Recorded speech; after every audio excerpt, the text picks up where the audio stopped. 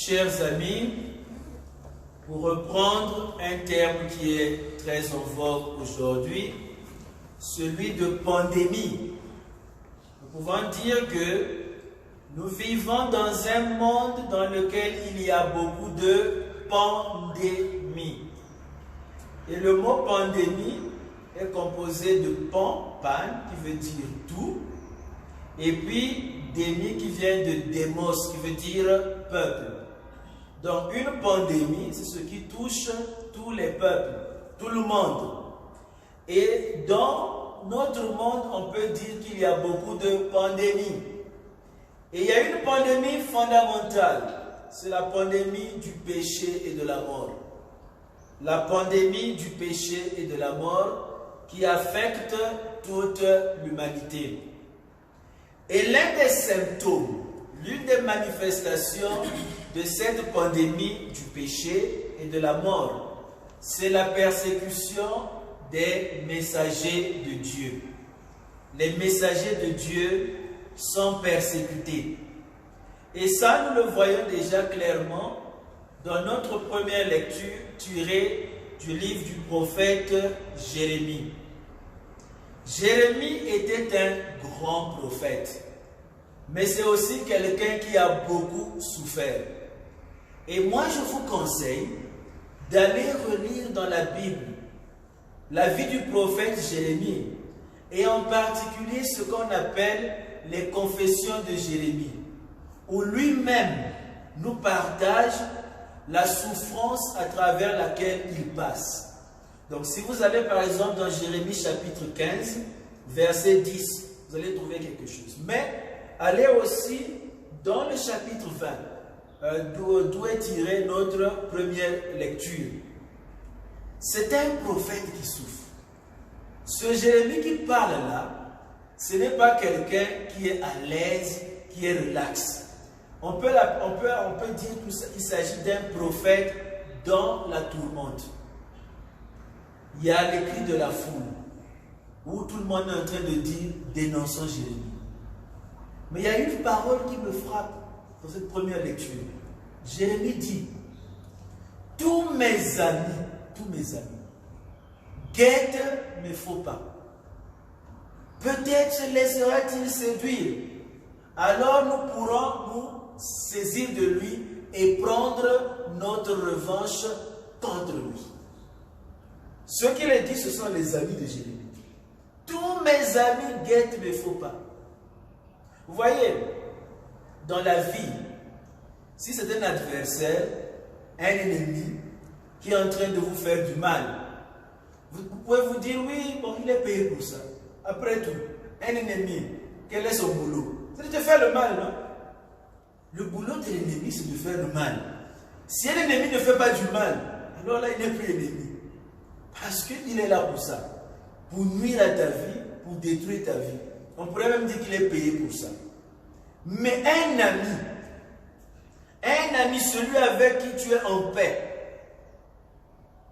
sa vocation ou bien son rôle, c'est de vouloir du bien, mais pas du mal. Mais dans le cas de Jérémie, Jérémie nous dit, tous mes amis guettent mes faux pas. Peut-être se laissera-t-il séduire, alors on va se saisir de lui et nous allons prendre notre revanche contre lui.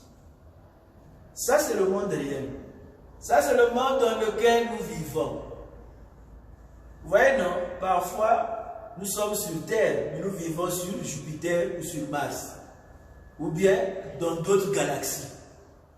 Mais, si tu es sur cette Terre-là, il faut avoir, comme on dit, les pieds sur Terre. Hein? Pas marcher comme des acrobates qui ont les pieds en l'air et parfois la tête en bas. Non, nous ne sommes pas dans une séance d'acrobatie. Il faut avoir les pieds sur terre. Et quand on a les pieds sur terre, on va réaliser que ce que Jérémie dit là, ce n'est pas quelque chose du passé. Ça arrive aussi aujourd'hui. Il y a beaucoup de gens, si on leur donnait la possibilité de pouvoir donner le témoignage, et je suspecte aussi que même parmi ceux qui sont ici, beaucoup diraient que je n'arrive pas à comprendre ce qui m'est arrivé ou ce qui m'arrive.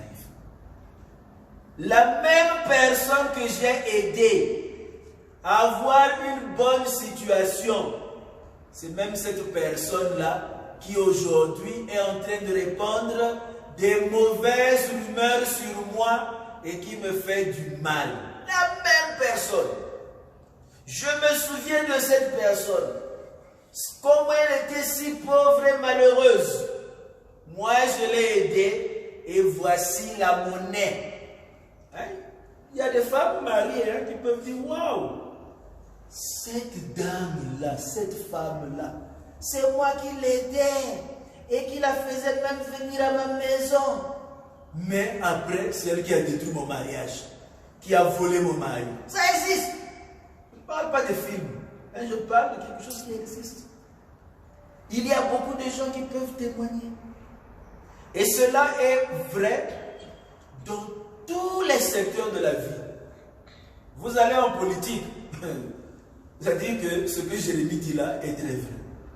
Vous allez retrouver des hommes politiques qui peuvent parler comme Jérémie pour dire, ah, tous mes amis là, qui venaient chez moi au bureau, à la maison, maintenant ils se sont retournés contre moi. Ils sont en train de guetter le faux pas et ils attendent de prendre vengeance contre moi. En politique, c'est vrai.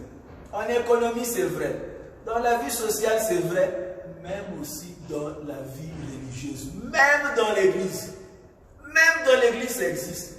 Où des gens peuvent dire, mes amis, tous mes amis, ceux que je considérais comme des gens qui étaient en paix avec moi, voilà, ce sont les mêmes qui sont en train de guetter le faux pas.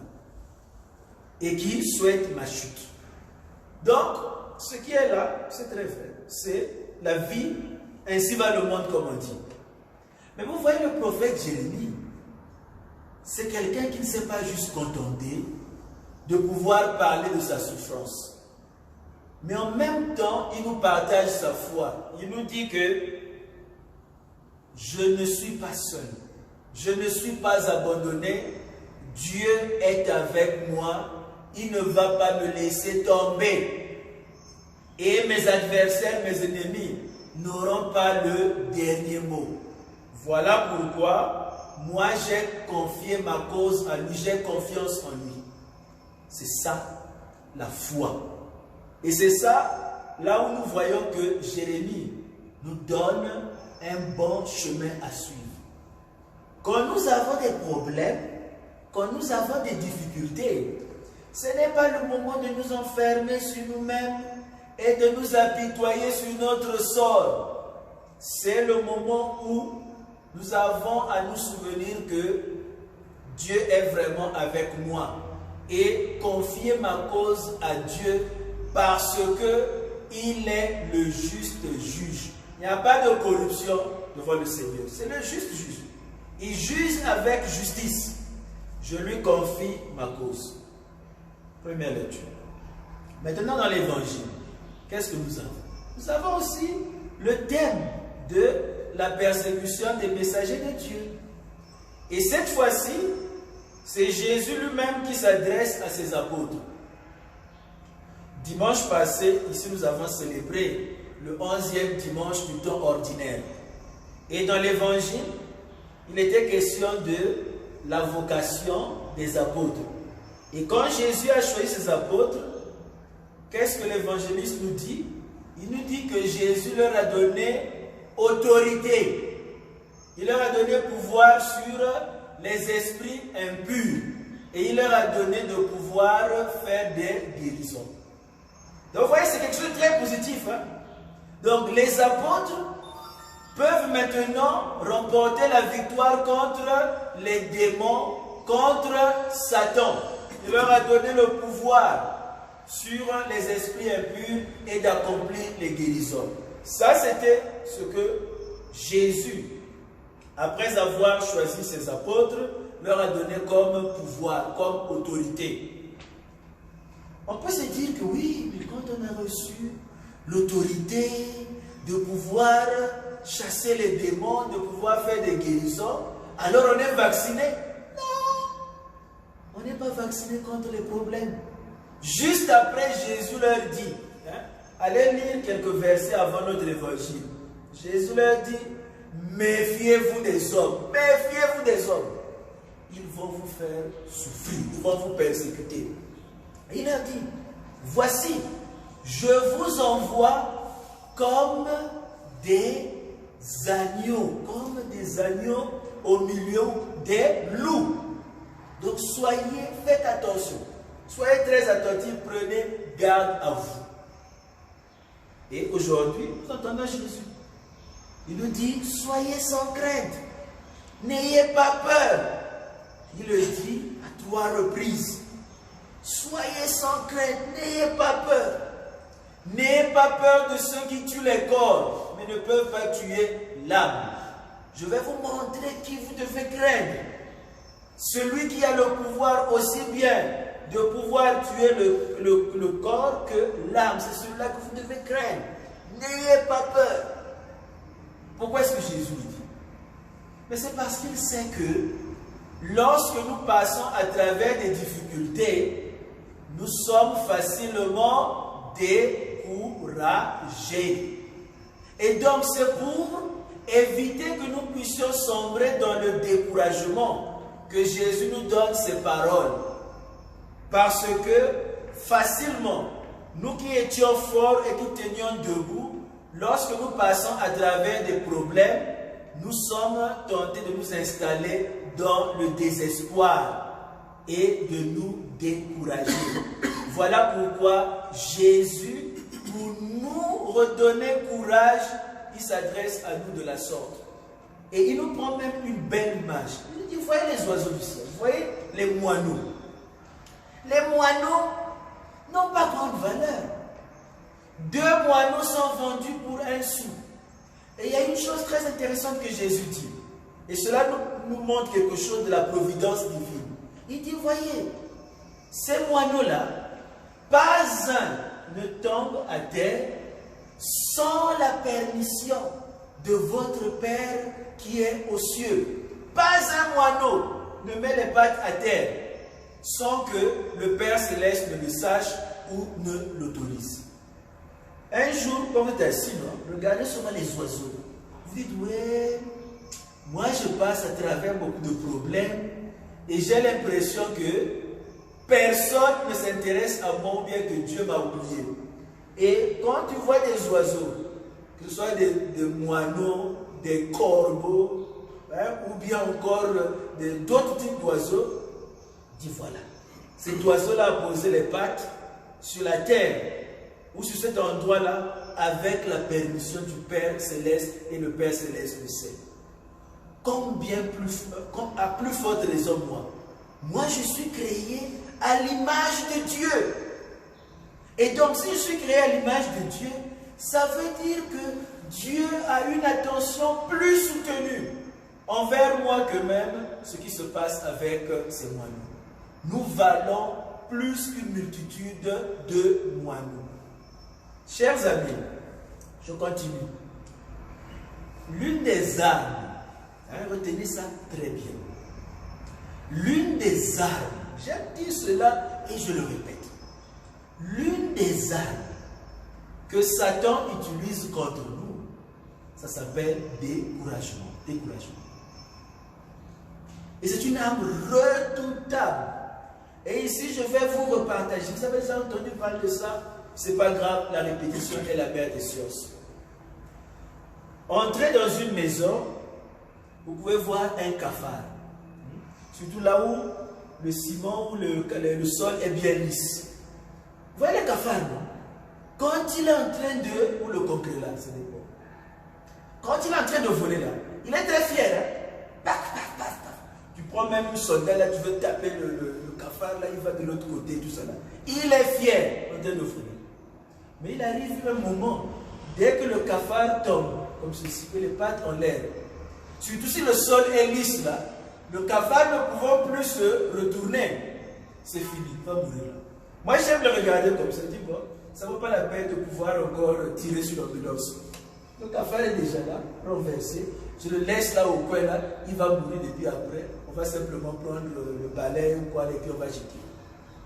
Vous voyez, ça c'est le cafard. Il volait, il était très fier de lui, mais du moment où il est tombé, avec les ailes en bas et les pattes en l'air, c'est fini pour lui. Mais nous ne sommes pas des cafards, nous ne sommes pas des congrès-là. Nous sommes des êtres humains, créés à l'image de Dieu. Mais le danger pour nous, c'est de pouvoir se comporter parfois comme des cafards ou des congrès-là. De pouvoir rester les pattes en l'air et de se dire, ouais, voilà le problème. Et c'est ce qui m'amène à une autre image. Vous voyez, la langue française est très belle. On nous parle de l'arbre qui cache la forêt. Vous avez entendu parler de cette belle expression. L'arbre qui cache la forêt. La forêt est très belle, avec beaucoup d'arbres, beaucoup d'espèces, beaucoup de choses à découvrir dans une forêt. Mais si tu es trop près d'un arbre, là, tu es là, juste là en face, là, tes yeux en face de l'arbre, qu'est-ce qui va se passer? Ça va t'empêcher de pouvoir contempler la forêt et de pouvoir voir le reste.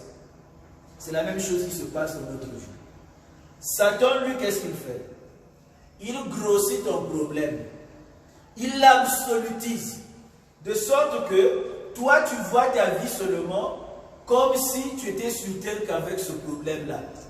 Tu ne prends plus de recul et puis tu ne prends pas de la hauteur pour pouvoir contempler toutes les grâces et les bénédictions que le Seigneur te donne. Et tu restes enfermé à ton problème. Et finalement, tu crois qu'il n'y a pas de forêt, il n'y a rien à contempler. Mais si tu prends du recul ou de la hauteur, tu vas découvrir quelque chose d'autre. Donc voilà pourquoi aujourd'hui, les paroles de Jésus, c'est vraiment de l'encouragement pour toutes les personnes découragées. C'est vrai, nous avons à souffrir dans ce monde parce que tout le monde n'est pas ami de Jésus, tout le monde ne se comporte pas comme enfant de Dieu. Mais nous savons que le Seigneur ne nous abandonne pas. J'avais commencé avec la pandémie du péché et de la mort.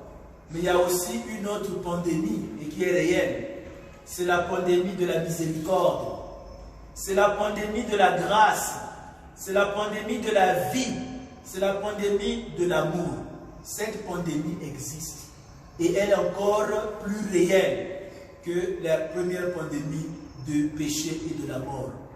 Donc, chers amis, aujourd'hui, le Seigneur nous dit de ne pas nous décourager, de continuer notre témoignage, que lui-même, il ne nous abandonnera jamais.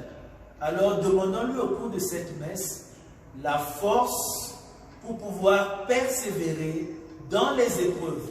Car au bout de la course, au terme de notre pèlerinage, si nous persévérons, nous sommes assurés de recevoir la couronne de gloire.